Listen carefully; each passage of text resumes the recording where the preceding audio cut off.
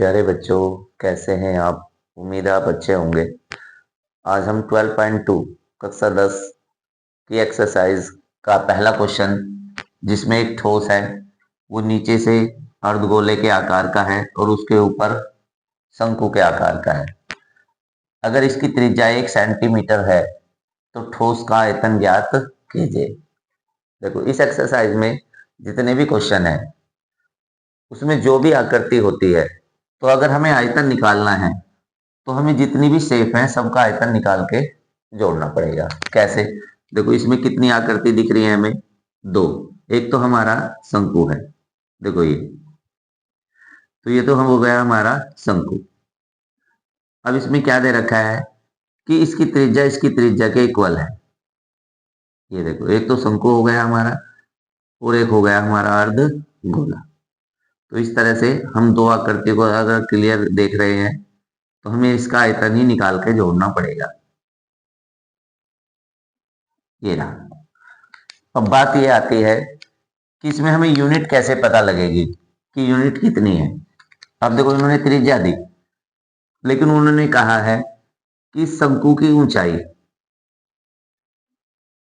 इसकी त्रिज्या के बराबर है। तो त्रिज्या भी कितनी हुई? 1 सेंटीमीटर। तो ऊंचाई भी कितनी हुई? 1 सेंटीमीटर। अब हम इसको हल करते हैं। अर्धगोले की त्रिज्या,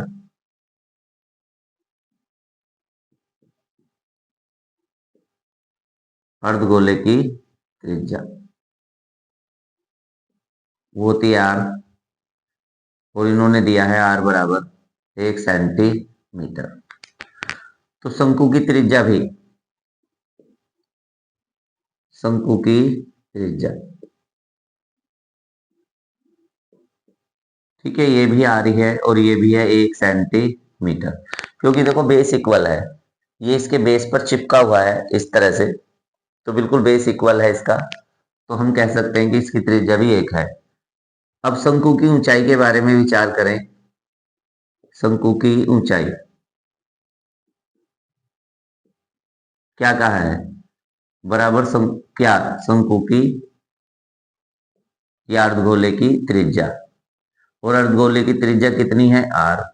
तो बताओ शंकु की ऊंचाई भी कितनी? ठीक है, r बराबर कितना? 1 सेंटीमीटर है, तो ये 1 के बराबर हो जाएगा। तो शंकु की ऊंचाई भी हमारी हो जाएगी कितनी? 1 सेंटीमीटर। h बराबर भी हमारी 1 सेंटीमीटर। तो अब हमारे पास सब यूनिट है। देखो, शंकु की ऊंचाई 1 सेंटीमीटर, ठीक है।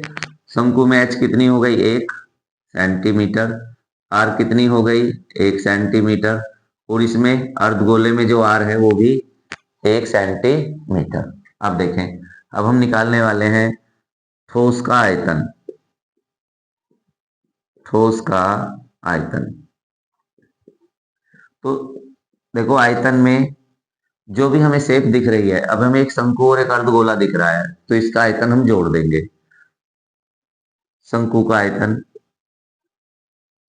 शंकु का आयतन प्लस अर्धगोले का आयतन, ठीक है। तो इस तरह से हम इसे करने वाले हैं। तो शंकु के आयतन का सूत्र 1/3 पाई आर स्क्वायर एच प्लस अर्धगोले का 2/3 पाई आर क्यूब, और ये आएगा हमारा घन इकाई में।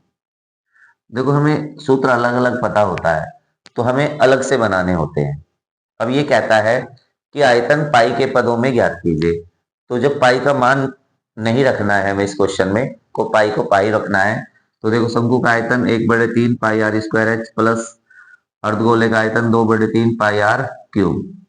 तो करते हैं 1/3, पाई को पाई रहने देते हैं, आर की जगह हम रखेंगे 1 गुना 1 दो बार, क्योंकि आर स्क्वायर है तो आर और एच का मान भी 1 प्लस 2/3 इंटू पाई गुना 1 1 और 1।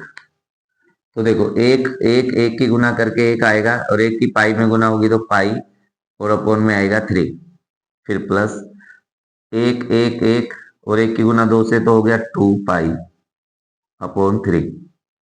बेस इक्वल हो गए, एलसीएम आ गया 3, 1 पाई प्लस 2 पाई और जुड़कर हो गए हमारे 3 पाई।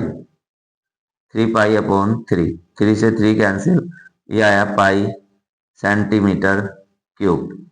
तो यही है ठोस का आयतन। तो कह सकते हैं ठोस का आयतन बराबर पाई सेंटीमीटर क्यूब, और यही है हमारा आंसर। ठीक है बच्चों, ये पहला क्वेश्चन है। उम्मीद है समझ में आया होगा कि हमने क्या किया है कि भाई अर्धगोले का आयतन और शंकु का आयतन निकाल के हमने जोड़ दिया है। पाई का मान नहीं रखा है क्योंकि आयतन को पूछा जा रहा है पाई के पदों में। तो मिलते हैं नेक्स्ट वीडियो में अगले क्वेश्चन के साथ।